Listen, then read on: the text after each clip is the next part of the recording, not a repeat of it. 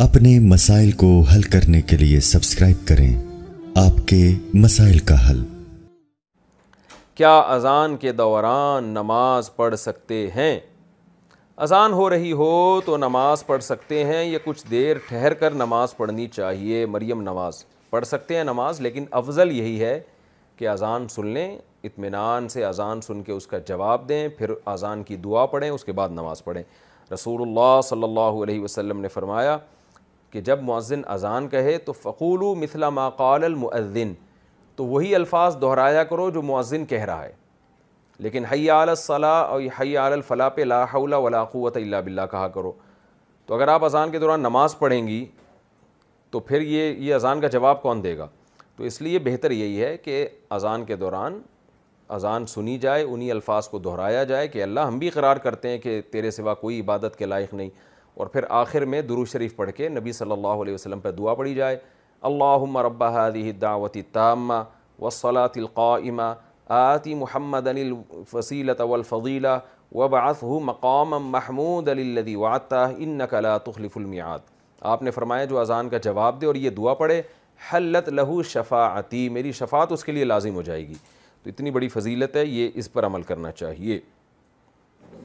محمد صاحبان سعودی عرب سے پوچھتے ہیں، میں جس علاقے میں رہتا ہوں یہاں مسجد تقریباً 2 کلومیٹر دور ہے اور اذان کی آواز بھی نہیں آتی، چنانچہ ہم موبائل پر ہی اذان سن کر اقامت کہہ کر نماز پڑھ لیتے ہیں، کیا اس طرح کرنا صحیح ہے یا ہمیں اذان اور اقامت دونوں کہنی چاہیے؟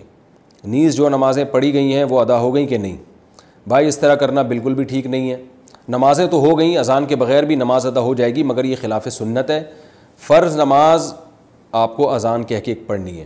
ہاں اگر اذان کی آواز آپ کو آتی ہے، دور کوئی مسجد ہے جس کی آواز آپ تک آ رہی ہے، پھر آپ کے لیے اذان کہنا یہ ضروری نہیں ہے۔ عبداللہ ابن مسعود رضی اللہ تعالیٰ عنہ کا مشہور قول ہے، اذان الحی یکفینا، محلے کی اذان ہمارے لیے کافی ہے۔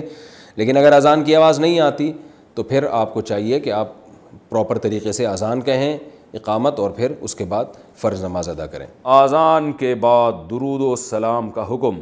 ہمارے گاؤں میں اذان سے پہلے اور اذان کے بعد صلاۃ والسلام پڑھا جاتا ہے، کیا یہ صحیح ہے؟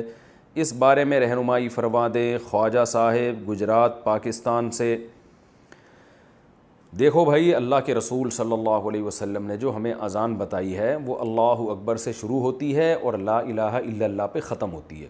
اس سے پہلے بلند آواز سے اسپیکر پہ درود پڑھنا یا اس کے بعد بلند آواز سے اسپیکر پہ درود پڑھنا، یا یعنی بلند آواز سے پڑھنا چاہے وہ اسپیکر پہ ہو یا بغیر اسپیکر کے، یہ آپ صلی اللہ علیہ وسلم سے ثابت نہیں ہے۔ صرف اتنا ثابت ہے کہ جب اذان ختم ہو تو نبی صلی اللہ علیہ وسلم کی ترغیب ہے کہ درود شریف پڑھو اور اس کے بعد یہ دعا پڑھو، اللہم رب هذه الدعوۃ التامہ والصلاۃ القائمہ آت محمدا الوسیلۃ والفضیلہ وابعثہ مقاما محمودا الذی وعدتہ انک لا تخلف المیعاد۔ بس اتنا پڑھا جائے گا۔ تو اس سے پہلے اور بعد میں جو پہلے تو درود شریف ہے ہی نہیں، لیکن اور اسپیکر پہ پڑھنا ہے تو اپنے طور پر کوئی کسی بھی وقت درود شریف پڑھ سکتا ہے، کوئی پابندی نہیں ہے، لیکن اسپیکر پہ جب آپ پڑھیں گے یا اذان سے پہلے بلند آواز سے پڑھیں گے تو لوگ یہی سمجھتے ہیں کہ یہ اذان کا حصہ ہے۔ تو جو کام رسول اللہ صلی اللہ علیہ وسلم نے نہیں کیا، صحابہ نے نہیں کیا، وہ کام اگر آپ ثواب سمجھ کے کریں گے تو وہ بدعت ہو جائے گا۔ لوگ کہتے ہیں اس میں حرج کیا ہے، درود شریف ہی پڑھ رہے ہیں نا اور کوئی غلط کام تھوڑی کر رہے ہیں۔ تو میں ان سے ایک سوال پوچھتا ہوں کہ اچھا ٹھیک ہے، جب اذان ختم ہوتی ہے لا الہ الا اللہ پہ تو آپ ساتھ میں محمد الرسول اللہ بھی لگا دیا کریں بلند آواز سے، یعنی مؤذن کو حکم دیں لا الہ الا اللہ محمد الرسول اللہ۔ ظاہر ہے جب مؤذن یہ الفاظ پڑھے گا تو اس سے پوچھیں گے نا بھائی اذان تو لا الہ الا اللہ پہ ختم ہو رہی ہے، تو تم نے محمد الرسول اللہ صلی اللہ علیہ وسلم، یہ محمد الرسول اللہ تم نے کیوں لگایا؟ تو وہ کہے گا بھائی اس میں حرج کیا ہے، میں غلط تو نہیں کہہ رہا، لا الہ الا اللہ کا مطلب کوئی اللہ کے سوا عبادت کے قائل نہیں، تو ہم اس کے بھی قائل ہیں کہ محمد صلی اللہ علیہ وسلم اللہ کے رسول ہے، تو میں نے کہہ دیا تو پابندی تو نہیں ہے نا شریعت میں محمد رسول اللہ پڑھنے پر۔